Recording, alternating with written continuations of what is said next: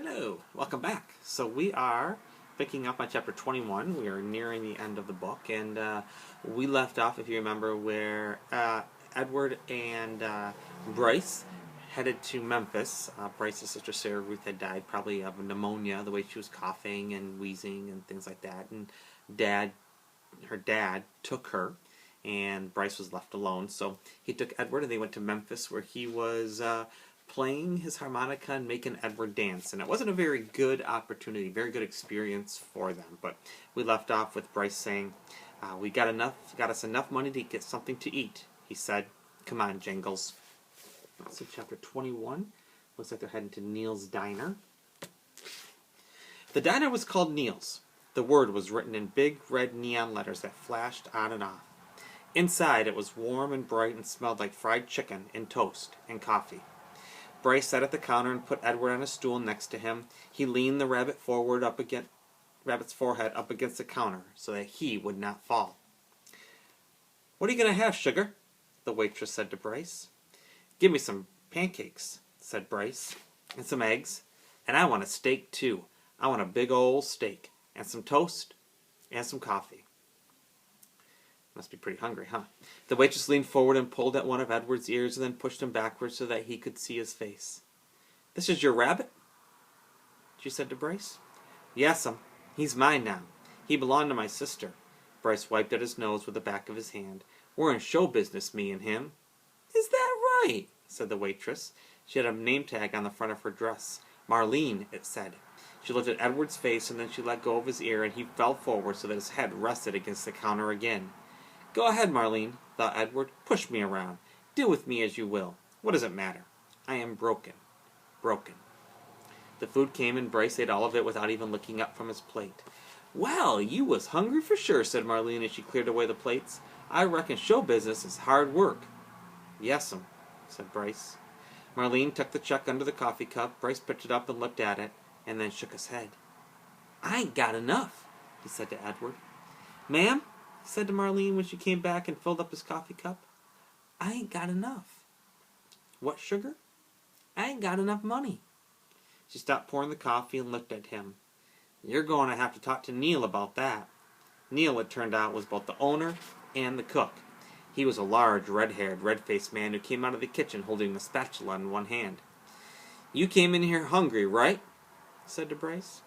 "Yes, sir," said Bryce, and he wiped his nose with the back of his hand. "And you ordered some food, and I cooked it, and Marlene brought it to you, right?" "I reckon," said Bryce. "You reckon?" said Neil, and he brought the spatula down on the countertop with a thwack. Bryce jumped. Yes, sir. I mean, no, sir. I cooked it for you," said Neil.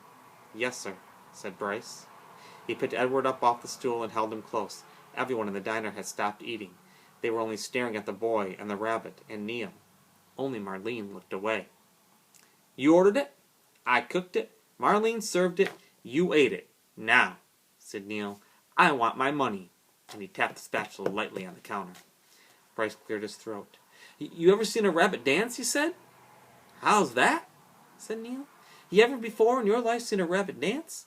Bryce set Edward on the floor and started pulling the strings attached to his feet, making him do a slow shuffle. He put his harmonica in his mouth and played a sad song that went along with the dance. Somebody laughed. Bryce took the harmonica out of his mouth and said, "He could dance some more if you want him to. He could dance to pay for what I ate." Neil stared at Bryce, and then without warning, he reached down and grabbed hold of Edward. "This is what I think of dancing rabbits," said Neil, and he swung Edward by the feet, swung him so that his head hit the edge of the counter. There was a loud crack. Bryce screamed, and the world, Edward's world, went black. So my thought is, if you're in a restaurant, maybe somebody else would have helped. Maybe somebody would have offered to pay for the meal, noticing he didn't have enough money, that he was just a kid. Just some thoughts there. Chapter 22. And now we kind of got the cover here of the book, it looks like. It was dusk, and Edward was walking down a sidewalk. He was walking on his own, putting one foot in front of the other without any assistance from anybody. He was wearing a fine suit made of red silk. He walked down the sidewalk, and then he turned onto a path that led up to a house with lighted windows. "I know this house," thought Edward. "This is Abeline's house. I'm on Egypt Street." Lucy came running out the front door of the house, barking and jumping and wagging her tail. "Down, girl," said a deep, gruff voice. Edward looked up, and there was Bull standing at the door. "Hello, Malone," said Bull. "Hello, good old rabbit. We've been waiting for you." And Bull swung the door wide, and Edward walked inside. Abilene was there, and Nellie, and Lawrence, and Bryce. "Susanna!" called Nellie. "Jangles!" said Bryce. "Edward!" said Abilene, and she held out her arms to him. But Edward stood still. He looked around the room. "You searching for Sarah Ruth?" Bryce asked. Edward nodded. "You got to go outside if you want to see Sarah Ruth," said Bryce. So they all went outside, Lucy and Bull and Nellie and Lawrence and Bryce and Abilene and Edward. "Right there," said Bryce, and he pointed up to the stars. "Yep," said Lawrence. "That is the Sarah Ruth constellation." And he picked Edward up and put her on his shoulder. "You can see it right there." Edward felt a pang of sorrow, deep and sweet and familiar. Why did she have to be so far away? If only I had wings, he thought. If only I could fly to her. And out of the corner of his eye, the rabbit saw something flutter. Edward looked over his shoulder, and there they were, the most magnificent wings he had ever seen, orange and red and blue and yellow, and they were on his back. They belonged to him. They were his wings. What a wonderful night this was. He was walking on his own. He had an elegant new suit, and now he had wings. He could fly anywhere, do anything. Why had he never realized it before? His heart soared inside of him. He spread his wings and flew off Lawrence's shoulders, out of his hands and up into the nighttime sky toward the stars, toward Sarah Ruth. "No!" shouted Abilene. "Catch 'em!" said Bryce. Edward flew higher. Lucy barked. "Malone!" shouted Bull, and with a terrific lunge he grabbed hold of Edward's feet and pulled him out of the sky and wrestled him to the earth. "You can't go yet," said Bull. "Stay with us," said Abilene.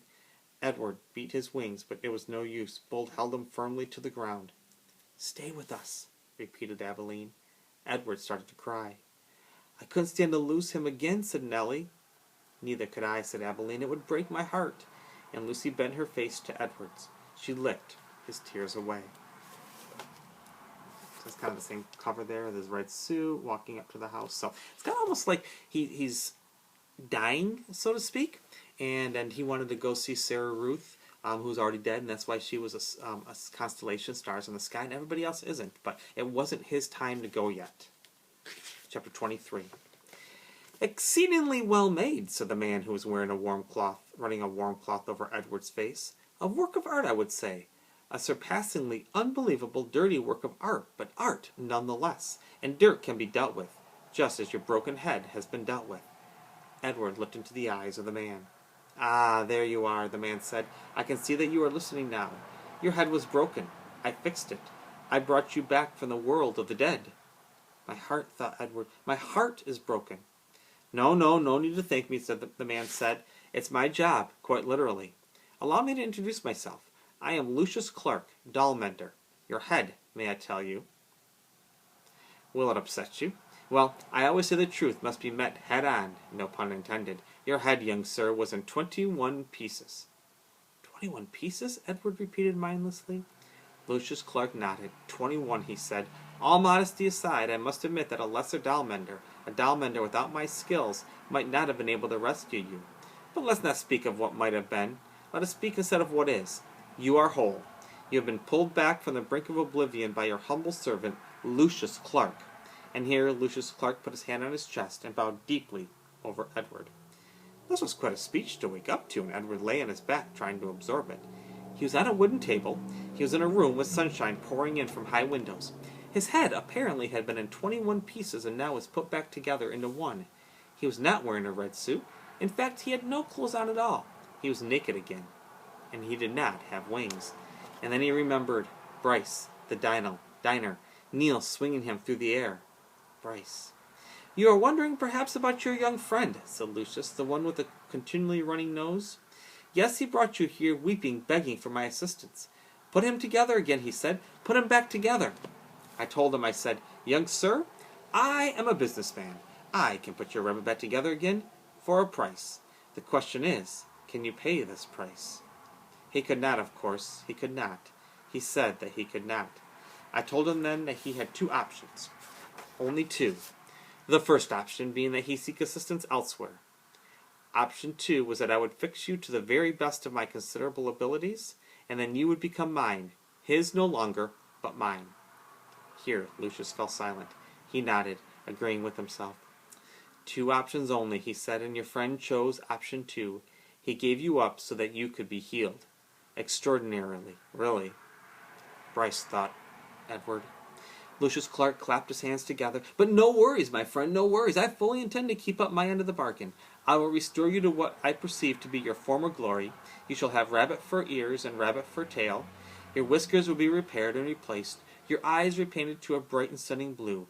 You will be clothed in the finest of suits. And then someday I will reap the return of my investment in you. All in good time, all in good time, and the doll business. We have a saying. There is no real time, and there is doll. There's real time, and there's doll time. You, my friend, have entered doll time.